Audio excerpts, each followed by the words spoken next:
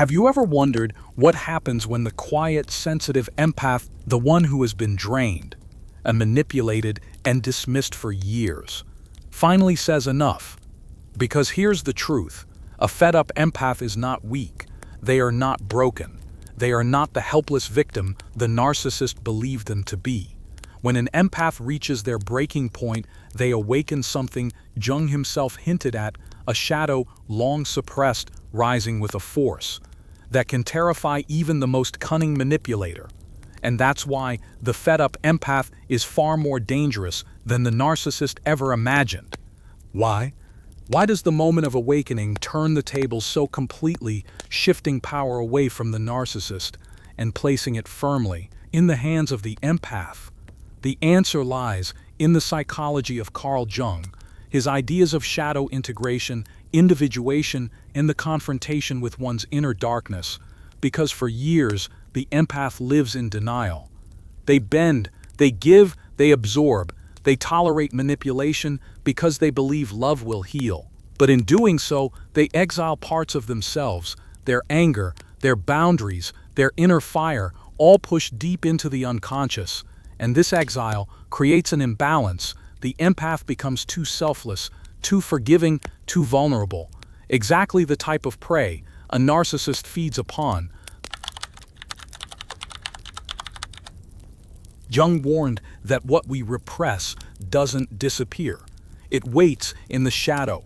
The empath's anger doesn't vanish, it grows teeth. Their repressed rage doesn't die, it transforms into a storm, waiting for release. And when the empath finally snaps, when the betrayal becomes undeniable, when the lies are exposed, when the exhaustion turns into disgust, that shadow comes rushing back with a vengeance.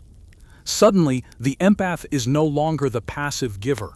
They are no longer the self-sacrificing saint. They are a fully integrated self, light and dark combined, wielding the very thing the narcissist never expected, the power to say no.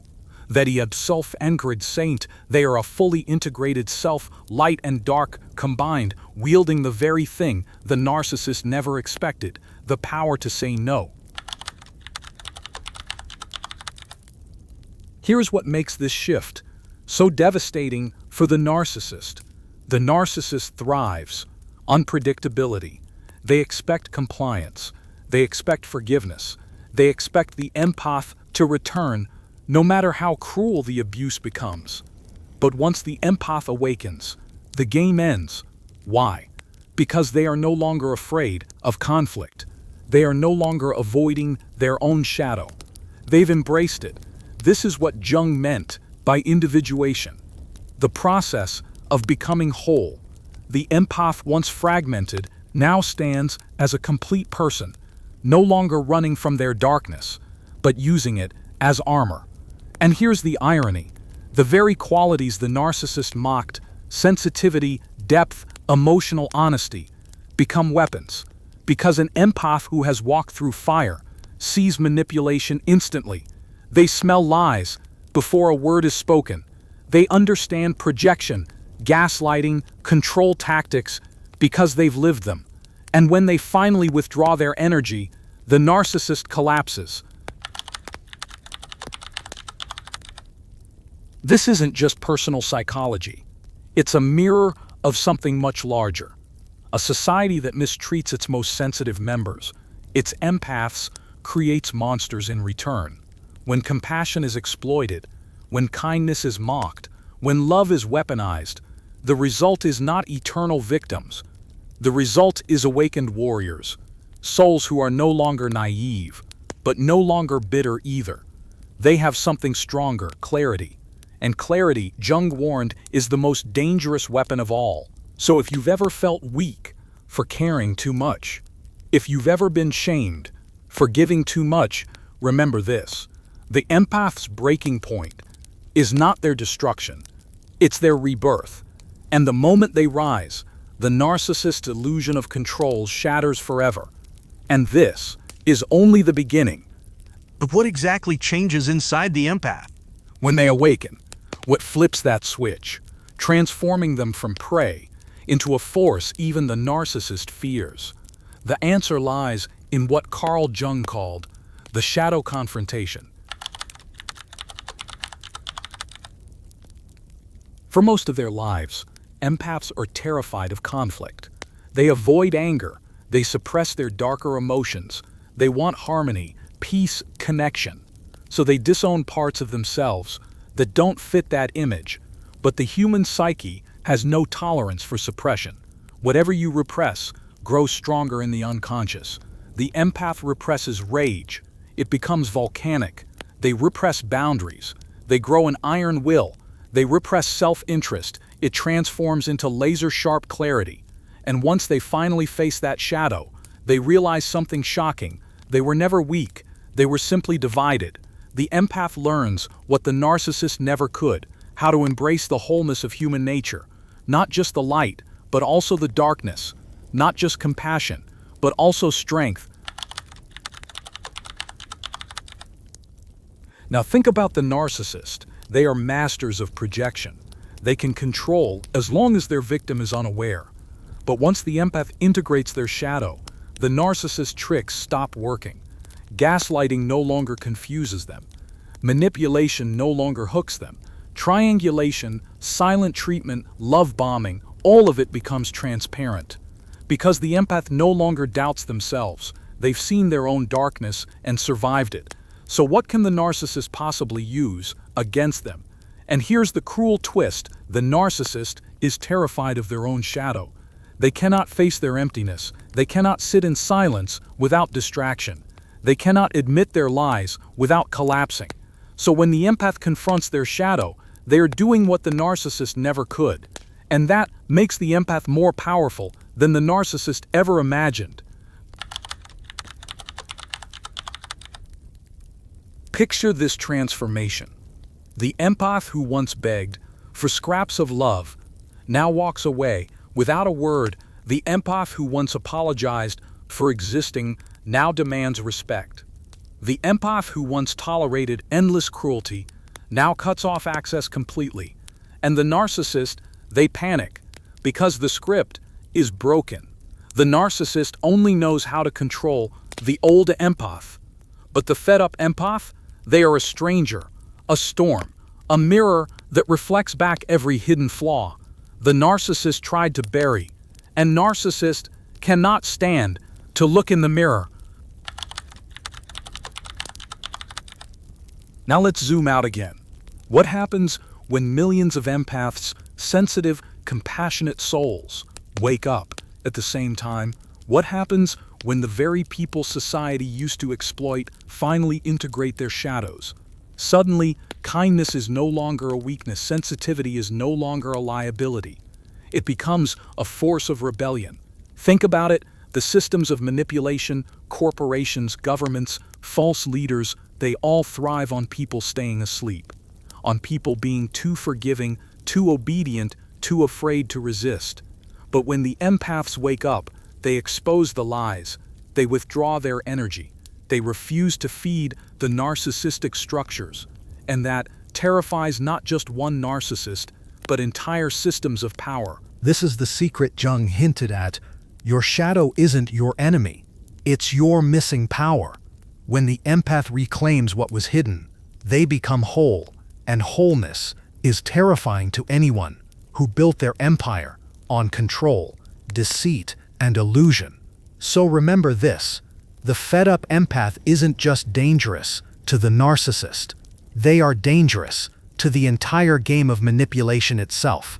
And now, we'll go even deeper into what this transformation means for the future of relationships, society, and the spiritual evolution of the empath.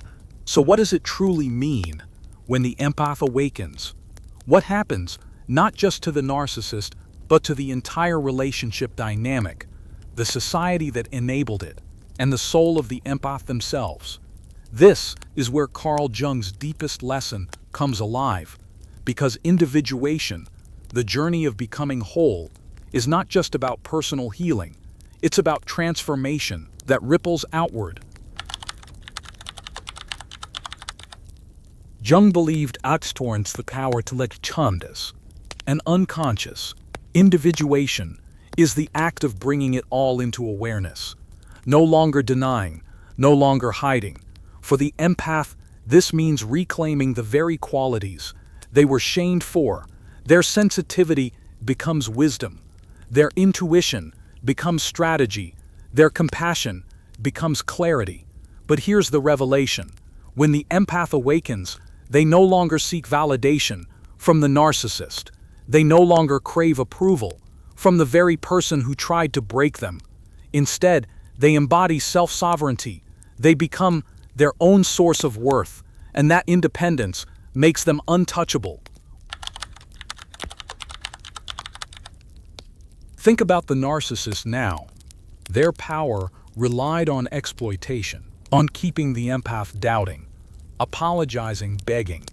But once the empath reclaims their shadow, the narcissist loses their grip. Every tactic fails. Silent treatment, the empath enjoys the silence. Gaslighting, the empath trusts their own perception. Love bombing, the empath sees the performance for what it is. It's like trying to cage someone who's already burned down the bars. And here's the twist. The empath doesn't even need revenge. Their power lies in withdrawal, in refusing to play, in walking away with a calm strength that terrifies the narcissist more than any confrontation ever could. Because nothing scares a manipulator more than irrelevance, and to the fed-up empath, that's exactly what the narcissist becomes, than any confrontation ever could. Because nothing scares a manipulator more than irrelevance, and to the fed-up empath, that's exactly what the narcissist becomes. Now, widen the lens. A society built on narcissistic values, status, ego, control, needs compliant empaths. It needs people who give without asking, who serve without boundaries, who forgive without question. But what happens when those empaths wake up? When they integrate their shadow, demand truth, and refuse manipulation? Society shifts. The false idols lose followers, the corrupt leaders lose believers, the exploitative systems lose fuel, because empaths no longer feed them with blind devotion. They walk away, and the illusion begins to crumble. This is the collective danger of the awakened empath. Not chaos, not violence, but clarity, widespread, undeniable, unstoppable clarity, and clarity is poison to every system that relies on deception. So let's return to the original question. Why is a fed-up empath more dangerous than the narcissist ever imagined? Because the empath's strength was never in domination, but in awareness. Because the empath's weapon was never aggression, but truth. Because once they embrace their shadow, they become whole, and wholeness cannot be controlled. The narcissist is trapped in their mask. The empath has removed theirs, and in that moment, everything changes. So if you are an empath listening to this, if you feel used, drained, discarded, understand this. Your breaking point is not the end. It is the turning point. The day you stop running from your shadow is the day you become unstoppable. And when you finally rise, calm and unshaken, the world sees you for what you always were, not the victim of a narcissist's game, but the silent force that brings it to an end